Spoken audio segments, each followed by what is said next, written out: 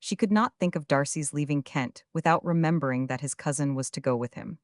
But Colonel Fitzwilliam had made it clear that he had no intentions at all, and, agreeable as he was, she did not mean to be unhappy about him. While settling this point, she was suddenly roused by the sound of the doorbell, and her spirits were a little fluttered by the idea of its being Colonel Fitzwilliam himself, who had once before called late in the evening, and might now come to inquire particularly after her. But this idea was soon banished, and her spirits were very differently affected, when, to her utter amazement, she saw Mr. Darcy walk into the room. In a hurried manner, he immediately began an inquiry after her health, imputing his visit to a wish of hearing that she were better. She answered him with cold civility. He sat down for a few moments, and then getting up walked about the room. Elizabeth was surprised, but said not a word. After a silence of several minutes, he came towards her in an agitated manner, and thus began. In vain have I struggled. It will not do. My feelings will not be repressed. You must allow me to tell you how ardently I admire and love you. Elizabeth's astonishment was beyond expression. She stared, colored, doubted, and was silent. This he considered sufficient encouragement, and the avowal of all that he felt and had long felt for her immediately followed. He spoke well, but there were feelings besides those of the heart to be detailed, and he was not more eloquent on the subject of tenderness than of pride. His sense of her inferiority, of its being a degradation, of the family obstacles which judgment had always opposed to inclination, were dwelt on with a warmth which seemed due to the consequence he was wounding, but was very unlikely to recommend his suit. In spite of her deeply rooted dislike, she could not be insensible to the compliment of such a man's affection, and though her intentions did not vary for an instant, she was at first sorry for the pain he was to receive, till roused to resentment by his subsequent language, she lost all compassion in anger.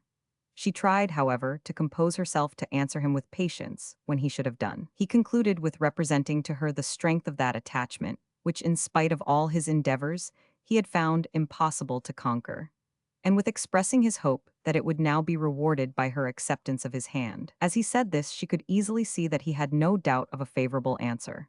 He spoke of apprehension and anxiety, but his countenance expressed real security. Such a circumstance could only exasperate farther, and when he ceased the color rose into her cheeks and she said, "In such cases as this, it is, I believe, the established mode to express a sense of obligation for the sentiments avowed, however unequally they may be returned.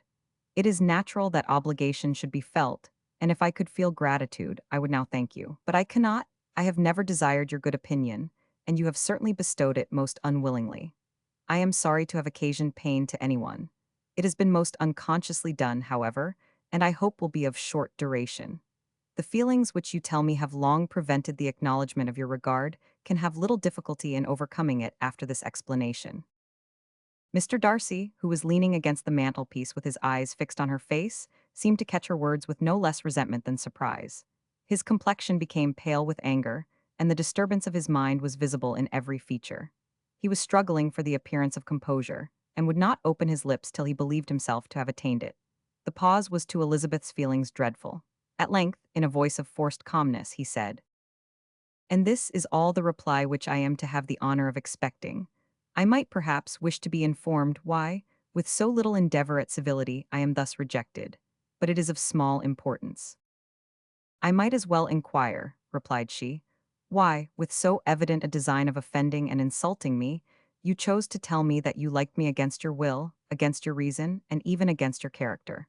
Was not this some excuse for incivility if I was uncivil? But I have other provocations. You know I have.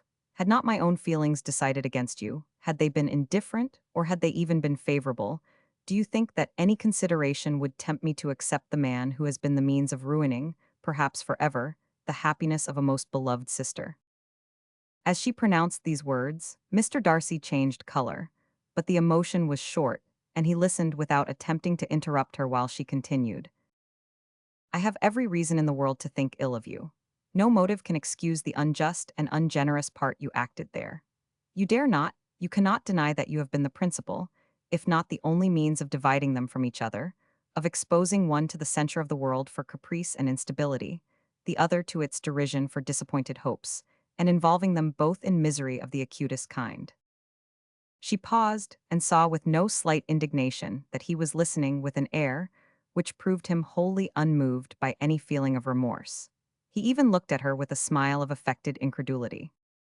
"Can you deny that you have done it?" she repeated. With assumed tranquility, he then replied, "I have no wish of denying that I did everything in my power to separate my friend from your sister, or that I rejoice in my success. Towards him I have been kinder than towards myself." Elizabeth disdained the appearance of noticing this civil reflection, but its meaning did not escape, nor was it likely to conciliate her. "But it is not merely this affair," she continued, "on which my dislike is founded. Long before it had taken place, my opinion of you was decided. Your character was unfolded in the recital which I received many months ago from Mr. Wickham. On this subject, what can you have to say? In what imaginary act of friendship can you here defend yourself? Or under what misrepresentation can you here impose upon others?" "You take an eager interest in that gentleman's concerns," said Darcy, in a less tranquil tone and with a heightened color. "Who that knows what his misfortunes have been can help feeling an interest in him?" "His misfortunes," repeated Darcy contemptuously. "Yes, his misfortunes have been great indeed." "And of your infliction," cried Elizabeth with energy, "you have reduced him to his present state of poverty, comparative poverty. You have withheld the advantages which you must know to have been designed for him. You have deprived the best years of his life of that independence which was no less his due than his desert. You have done all this, and yet you can treat the mention of his misfortunes with contempt and ridicule."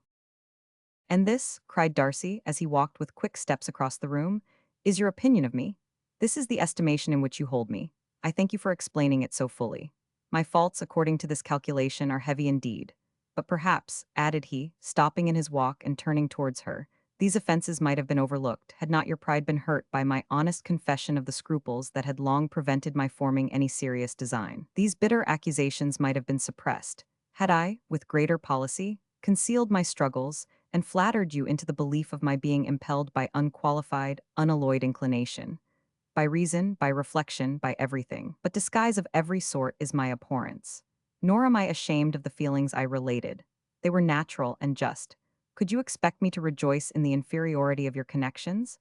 To congratulate myself on the hope of relations whose condition in life is so decidedly beneath my own?" Elizabeth felt herself growing more angry every moment. Yet she tried to the utmost to speak with composure when she said, "You are mistaken, Mr. Darcy, if you suppose that the mode of your declaration affected me in any other way than as it spared me the concern which I might have felt in refusing you, had you behaved in a more gentlemanlike manner."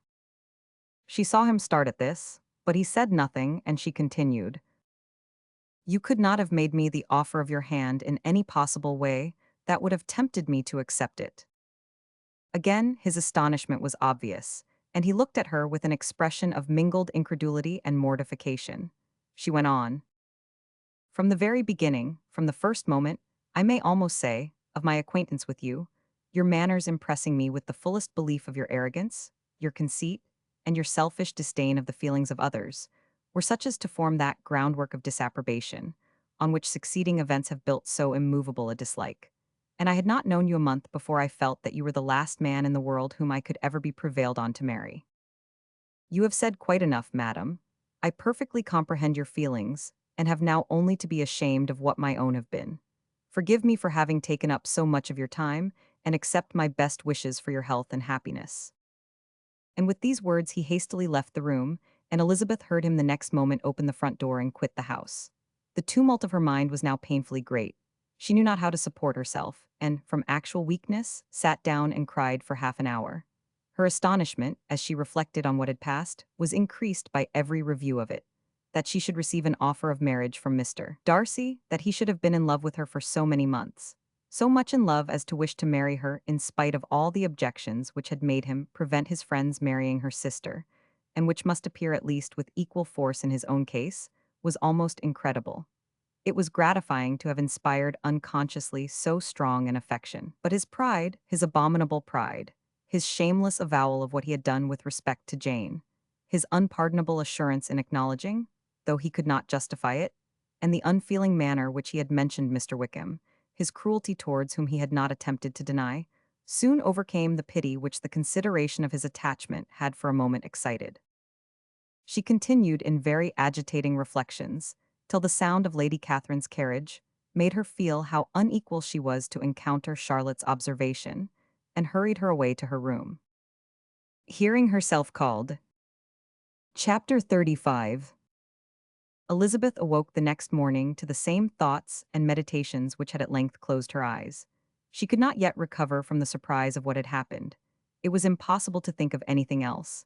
And, totally indisposed for employment, she resolved soon after breakfast to indulge herself in air and exercise. She was proceeding directly to her favorite walk, when the recollection of Mr. Darcy's sometimes coming there stopped her, and instead of entering the park, she turned up the lane which led her farther from the turnpike road. The park paling was still the boundary on one side, and she soon passed one of the gates into the ground. After walking 2 or 3 times along that part of the lane, she was tempted, by the pleasantness of the morning, to stop at the gates and look into the park. The 5 weeks which she had now passed in Kent had made a great difference in the country, and every day was adding to the verdure of the early trees. She was on the point of continuing her walk, when she caught a glimpse of a gentleman within the sort of grove which edged the park. He was moving that way, and fearful of its being Mr. Darcy, she was directly retreating. But the person who advanced was now near enough to see her, and stepping forward with eagerness, pronounced her name. She had turned away, but on hearing herself called, though in a voice which proved it to be Mr. Darcy, she moved again towards the gate. He had by that time reached it also, and holding out a letter which she instinctively took, said, with a look of haughty composure, "I have been walking in the grove some time in the hope of meeting you. Will you do me the honor of reading that letter?" And then, with a slight bow, turned again into the plantation, and was soon out of sight. With no expectation of pleasure, but with the strongest curiosity, Elizabeth opened the letter, and to her still increasing wonder, perceived an envelope containing 2 sheets of letter paper, written quite through, in a very close hand. The envelope itself was likewise full. Pursuing her way along the lane, she then began it. It was dated from Rosings at 8 o'clock in the morning, and was as follows. "Be not alarmed, madam, on receiving this letter, by the apprehension of its containing any repetition of those sentiments, or renewal of those offers, which were last night so disgusting to you. I write without any intention of paining you, or humbling myself, by dwelling on wishes, which, for the happiness of both, cannot be too soon forgotten, and the effort which the formation and the perusal of this letter must occasion should have been spared, had not my character required it to be written and read. You must, therefore, pardon the freedom with which I demand your attention. Your feelings, I know, will bestow it unwillingly, but I demand it of your justice. 2 offenses of a very different nature, and by no means of equal magnitude, you last night laid to my charge.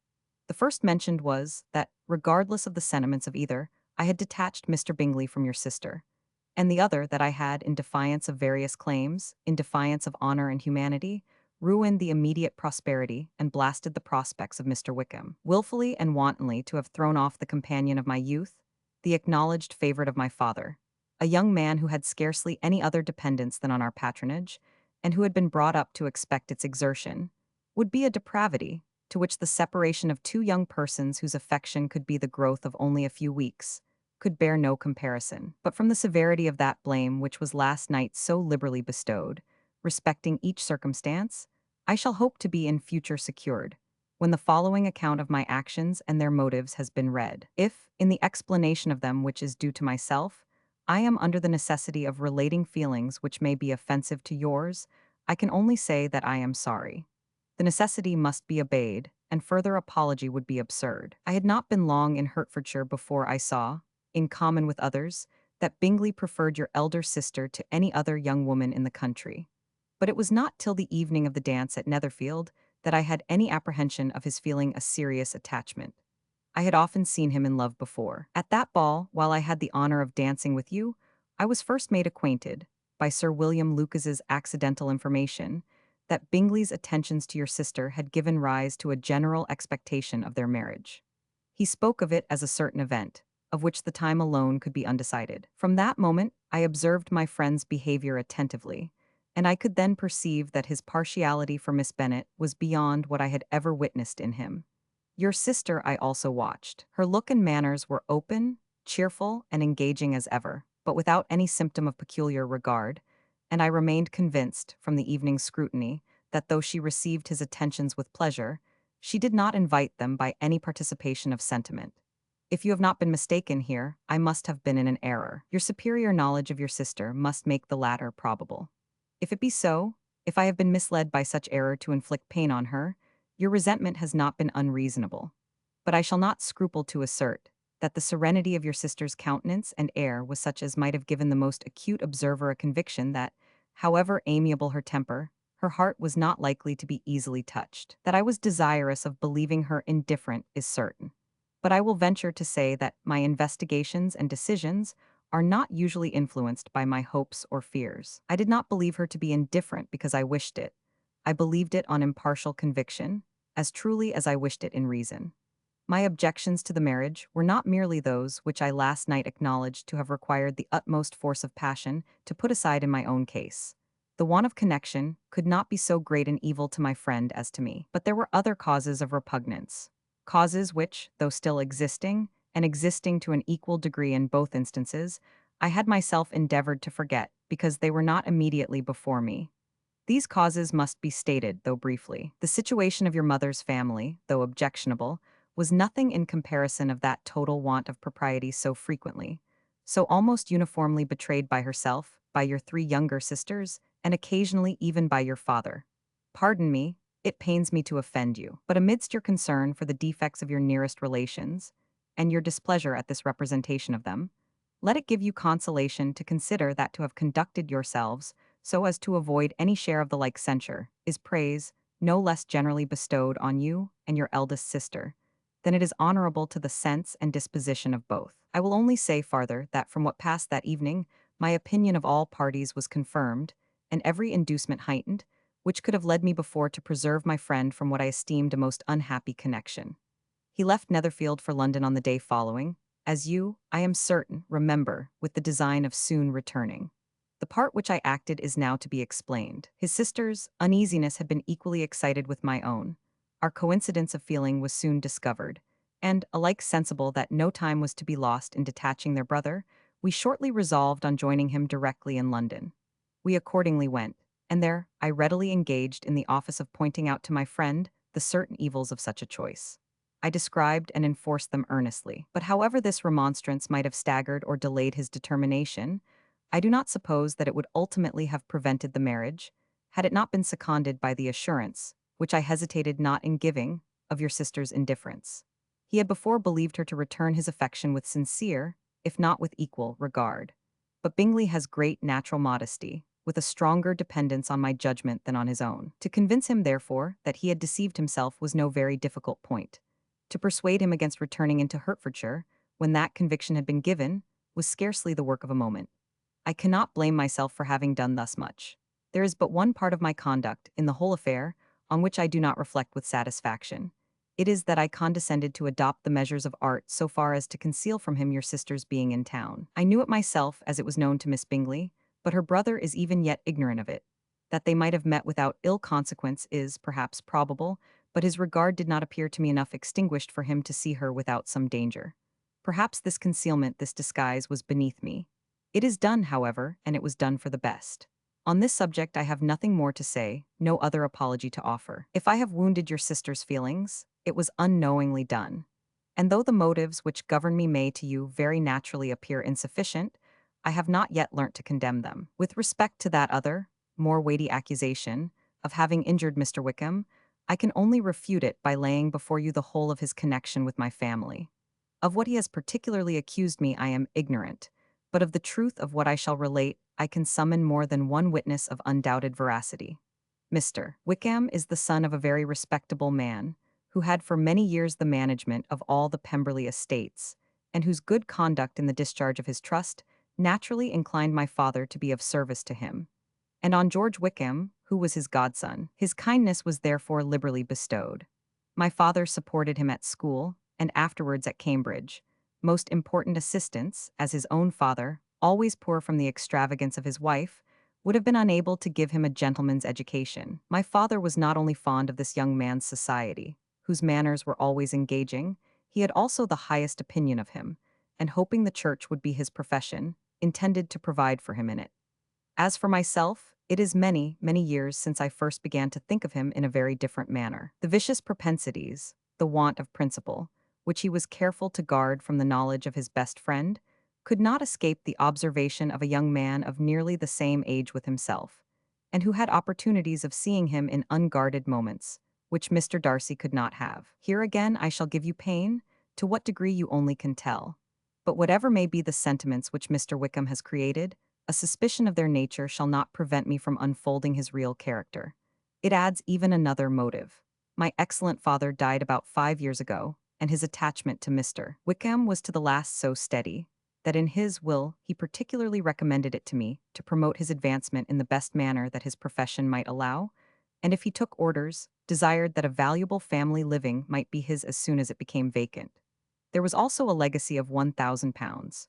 His own father did not long survive mine, and within half a year from these events Mr. Wickham wrote to inform me that, having finally resolved against taking orders, he hoped I should not think it unreasonable for him to expect some more immediate pecuniary advantage, in lieu of the preferment, by which he could not be benefited.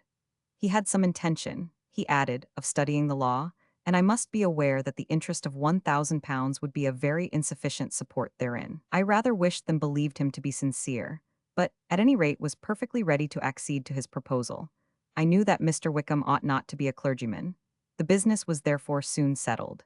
He resigned all claim to assistance in the church, were it possible that he could ever be in a situation to receive it, and accepted in return £3,000. All connection between us seemed now dissolved. I thought too ill of him to invite him to Pemberley or admit his society in town.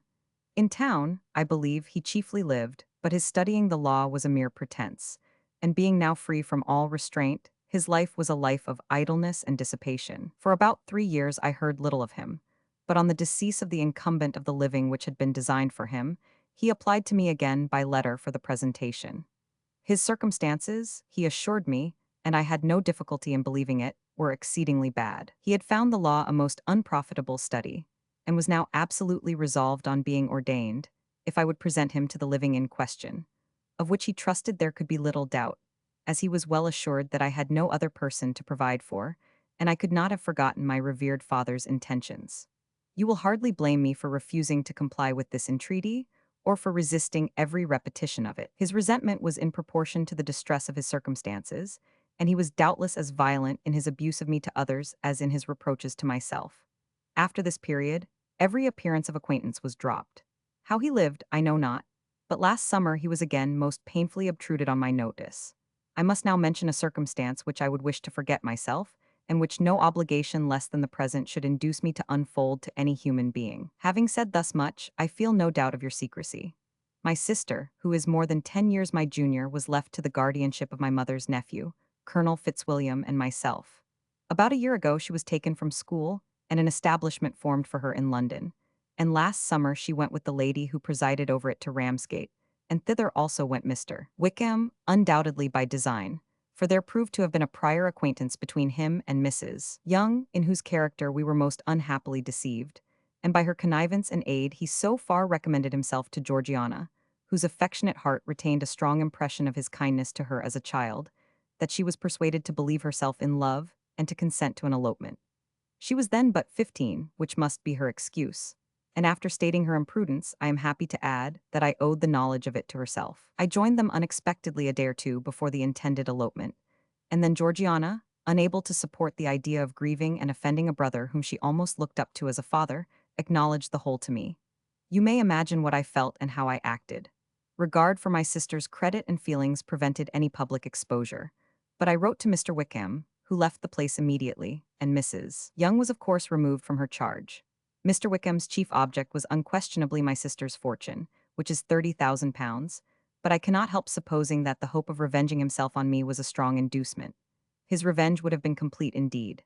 This, madam, is a faithful narrative of every event in which we have been concerned together, and if you do not absolutely reject it as false, you will, I hope, acquit me henceforth of cruelty towards Mr. Wickham. I know not in what manner, under what form of falsehood, he has imposed on you, but his success is not perhaps to be wondered at, ignorant as you previously were of everything concerning either. Detection could not be in your power, and suspicion certainly not in your inclination. You may possibly wonder why all this was not told you last night, but I was not then master enough of myself to know what could or ought to be revealed. For the truth of everything here related, I can appeal more particularly to the testimony of Colonel Fitzwilliam, who, from our near relationship and constant intimacy, and still more as one of the executors of my father's will, has been unavoidably acquainted with every particular of these transactions. If your abhorrence of me should make my assertions valueless, you cannot be prevented by the same cause from confiding in my cousin, and that there may be the possibility of consulting him, I shall endeavor to find some opportunity of putting this letter in your hands in the course of the morning. I will only add, God bless you. Fitzwilliam Darcy. Chapter 36. Elizabeth, when Mr. Darcy gave her the letter, did not expect it to contain a renewal of his offers. She had formed no expectation at all of its contents, but such as they were, it may be well supposed how eagerly she went through them, and what a contrariety of emotion they excited. Her feelings as she read were scarcely to be defined. With amazement did she first understand that he believed any apology to be in his power, and steadfastly was she persuaded that he could have no explanation to give, which a just sense of shame would not conceal. With a strong prejudice against everything he might say, she began his account of what had happened at Netherfield. She read with an eagerness which hardly left her power of comprehension, and from impatience of knowing what the next sentence might bring, was incapable of attending to the sense of the one before her eyes. His belief of her sister's insensibility she instantly resolved to be false, and his account of the real, the worst objections to the match, made her too angry to have any wish of doing him justice. He expressed no regret for what he had done which satisfied her. His style was not penitent, but haughty. It was all pride and insolence. But when this subject was succeeded by his account of Mr. Wickham, when she read, with somewhat clearer attention, a relation of events which, if true, must overthrow every cherished opinion of his worth, and which bore so alarming an affinity to his own history of himself, her feelings were yet more acutely painful and more difficult of definition. Astonishment, apprehension, and even horror oppressed her. She wished to discredit it entirely, repeatedly exclaiming, "This must be false, this cannot be, this must be the grossest falsehood." And when she had gone through the whole letter, though scarcely knowing anything of the last page or two, put it hastily away, protesting that she would not regard it, that she would never look in it again. In this perturbed state of mind, with thoughts that could rest on nothing, she walked on. But it would not do.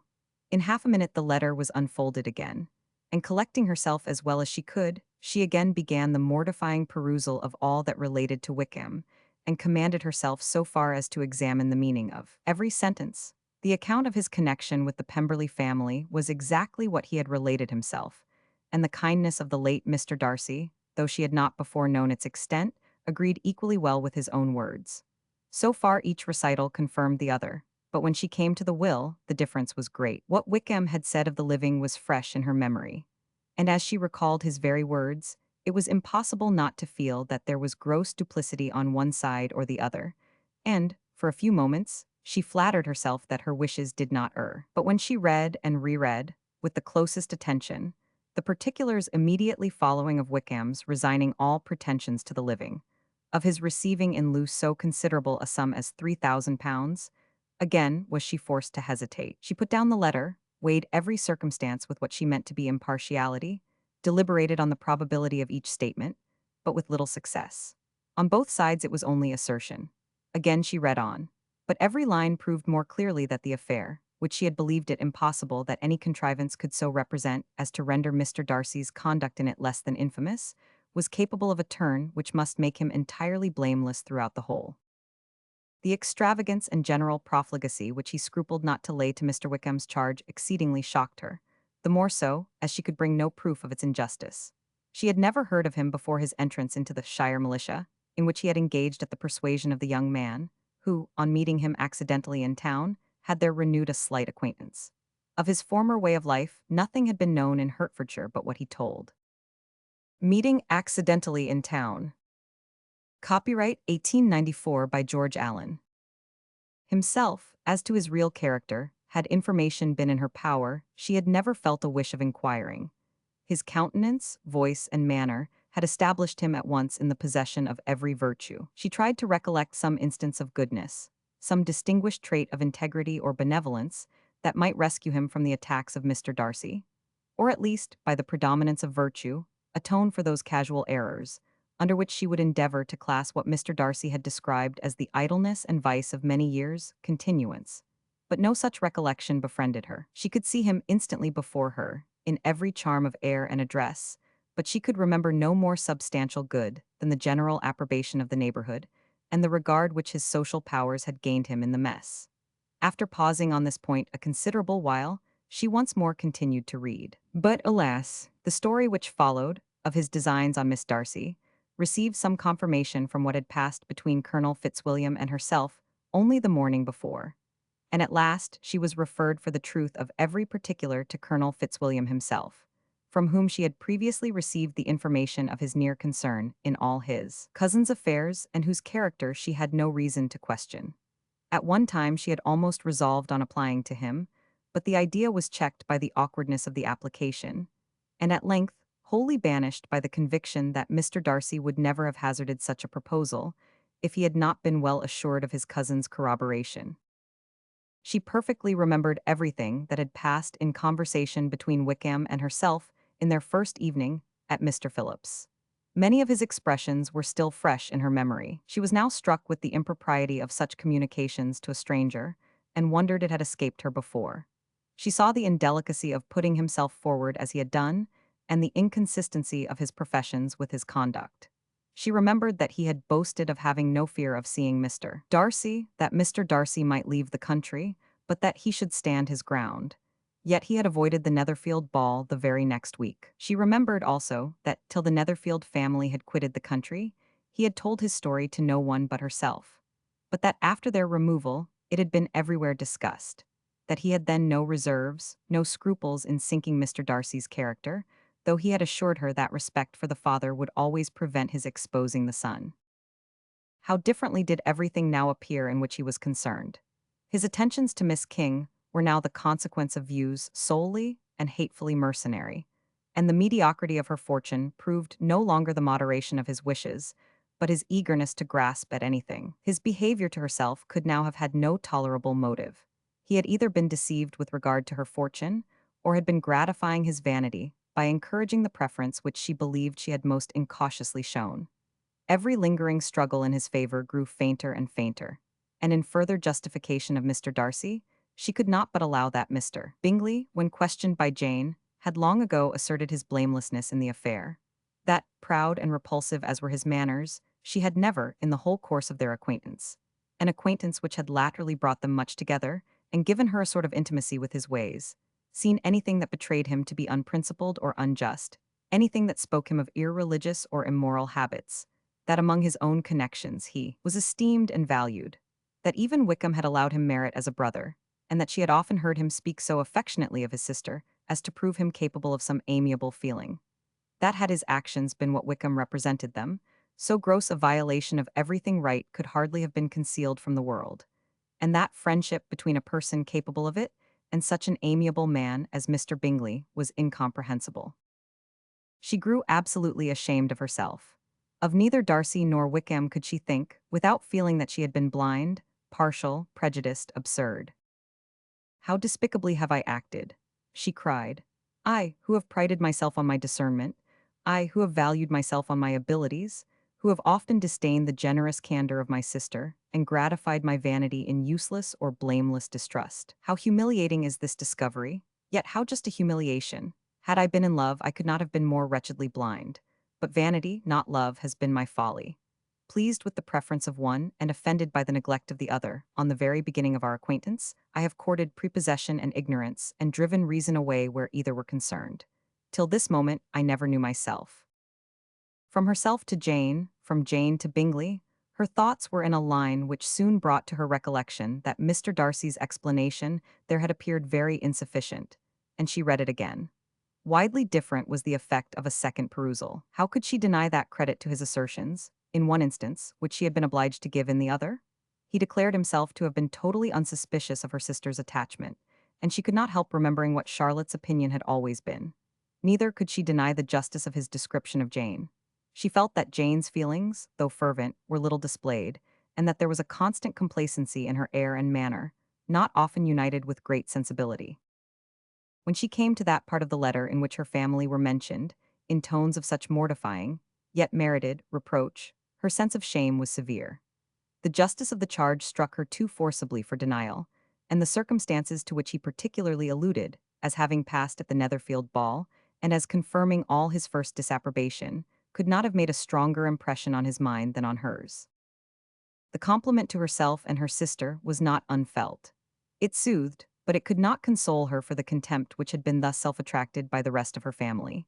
And as she considered that Jane's disappointment had, in fact, been the work of her nearest relations, and reflected how materially the credit of both must be hurt by such impropriety of conduct, she felt depressed beyond anything she had ever known before. After wandering along the lane for 2 hours, giving way to every variety of thought, reconsidering events, determining probabilities, and reconciling herself, as well as she could, to a change so sudden and so important, fatigue and a recollection of her long absence made her at length return home. And she entered the house with the wish of appearing cheerful as usual, and the resolution of repressing such reflections as must make her unfit for conversation. She was immediately told that the two gentlemen from Rosings had each called during her absence, Mr. Darcy only for a few minutes to take leave, but that Colonel Fitzwilliam had been sitting with them at least an hour, hoping for her return and almost resolving to walk after her till she could be found. Elizabeth could but just affect concern in missing him. She really rejoiced at it. Colonel Fitzwilliam was no longer an object. She could think only of her letter. His parting obeisance. Chapter 37. The two gentlemen left Rosings the next morning, and Mr. Collins, having been in waiting near the lodges, to make them his parting obeisance, was able to bring home the pleasing intelligence of their appearing in very good health, and in as tolerable spirits as could be expected, after the melancholy scene so lately gone through at Rosings. To Rosings he then hastened to console Lady Catherine and her daughter, and on his return brought back, with great satisfaction, a message from her ladyship, importing that she felt herself so dull as to make her very desirous of having them all to dine with her. Elizabeth could not see Lady Catherine without recollecting that, had she chosen it, she might by this time have been presented to her as her future niece, nor could she think without a smile of what her ladyship's indignation would have been. What would she have said? How would she have behaved? Were the questions with which she amused herself. Their first subject was the diminution of the Rosings party.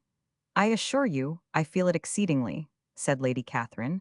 "I believe nobody feels the loss of friends so much as I do. But I am particularly attached to these young men, and know them to be so much attached to me. They were excessively sorry to go, but so they always are." The dear Colonel rallied his spirits tolerably till just at last, but Darcy seemed to feel it most acutely, more, I think, than last year. His attachment to Rosings certainly increases. Mr. Collins had a compliment and an allusion to throw in here, which were kindly smiled on by the mother and daughter. Lady Catherine observed, after dinner, that Miss Bennet seemed out of spirits, and immediately accounting for it herself, by supposing that she did not like to go home again so soon, she added, "But if that is the case, you must write to your mother to beg that you may stay a little longer. Mrs. Collins will be very glad of your company, I am sure." "I am much obliged to your ladyship for your kind invitation," replied Elizabeth, "but it is not in my power to accept it. I must be in town next Saturday." "Why, at that rate, you will have been here only 6 weeks. I expected you to stay 2 months. I told Mrs. Collins so before you came. There can be no occasion for your going so soon. Mrs. Bennet could certainly spare you for another fortnight." "But my father cannot. He wrote last week to hurry my return." Dawson. Copyright 1894 by George Allen. "Oh, your father, of course, may spare you if your mother can. Daughters are never of so much consequence to a father. And if you will stay another month complete, it will be in my power to take one of you as far as London, for I am going there early in June for a week. And as Dawson does not object to the barouche box, there will be very good room for one of you. And indeed, if the weather should happen to be cool, I should not object to taking you both, as you are neither of you large." "You are all kindness, madam, but I believe we must abide by our original plan." Lady Catherine seemed resigned. "Mrs. Collins, you must send a servant with them. You know I always speak my mind, and I cannot bear the idea of two young women traveling post by themselves. It is highly improper. You must contrive to send somebody. I have the greatest dislike in the world to that sort of thing. Young women should always be properly guarded and attended, according to their situation in life. When my niece Georgiana went to Ramsgate last summer, I made a point of her having two men servants go with her. Miss Darcy, the daughter of Mr. Darcy of Pemberley, and Lady Anne, could not have appeared with propriety in a different manner. I am excessively attentive to all those things. You must send John with the young ladies, Mrs. Collins. I am glad it occurred to me to mention it, for it would really be discreditable to you to let them go alone. My uncle is to send a servant for us. Oh, your uncle, he keeps a manservant, does he? I am very glad you have somebody who thinks of those things. Where shall you change horses? Oh, Bromley, of course. If you mention my name at the bell, you will be attended to. Lady Catherine had many other questions to ask respecting their journey, and as she did not answer them, all her self-attention was necessary, which Elizabeth believed to be lucky for her, or, with a mind so occupied, she might have forgotten where she was. Reflection must be reserved for solitary hours. Whenever she was alone, she gave way to it as the greatest relief, and not a day went by without a solitary walk, in which she might indulge in all the delight of unpleasant recollections. Mr. Darcy's letter she was in a fair way of soon knowing by heart. She studied every sentence, and her feelings towards its writer were at times widely different. When she remembered the style of his address, she was still full of indignation. But when she considered how unjustly she had condemned and upbraided him, her anger was turned against herself, and his disappointed feelings became the object of compassion. His attachment excited gratitude, his general character respect. But she could not approve him, nor could she for a moment repent her refusal or feel the slightest inclination ever to see him again. In her own past behavior, there was a constant source of vexation and regret, and in the unhappy defects of her family, a subject of yet heavier chagrin. They were hopeless of remedy. Her father, contented with laughing at them, would never exert himself to restrain the wild giddiness of his youngest daughters. And her mother, with manners so far from right herself, was entirely insensible of the evil. Elizabeth had frequently united with Jane in an endeavor to check the imprudence of Catherine and Lydia. But while they were supported by their mother's indulgence, what chance could there be of improvement? Catherine, weak-spirited, irritable, and completely under Lydia's guidance, had been always affronted by their advice, and Lydia, self-willed and careless, would scarcely give them a hearing. They were ignorant, idle, and vain. While there was an officer in Meryton, they would flirt with him, and while Meryton was within a walk of Longbourn, they would be going there forever.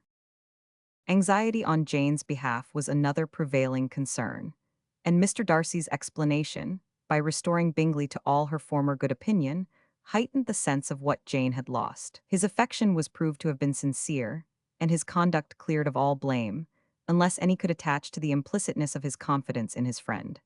How grievous then was the thought that, of a situation so desirable in every respect, so replete with advantage, so promising for happiness, Jane had been deprived by the folly and indecorum of her own family. When to these recollections was added the development of Wickham's character, it may be easily believed that the happy spirits which had seldom been depressed before were now so much affected as to make it almost impossible for her to appear tolerably cheerful. Their engagements at Rosings were as frequent during the last week of her stay as they had been at first. The very last evening was spent there, and her ladyship again inquired minutely into the particulars of their journey, gave them directions as to the best method of packing, and was so urgent on the necessity of placing gowns in the only right way, that Maria thought herself obliged, on her return, to undo all the work of the morning, and pack her trunk afresh. When they parted, Lady Catherine, with great condescension, wished them a good journey, and invited them to come to Hunsford again next year, and Miss de Bourgh exerted herself so far as to courtesy and hold out her hand to both. The elevation of his feelings,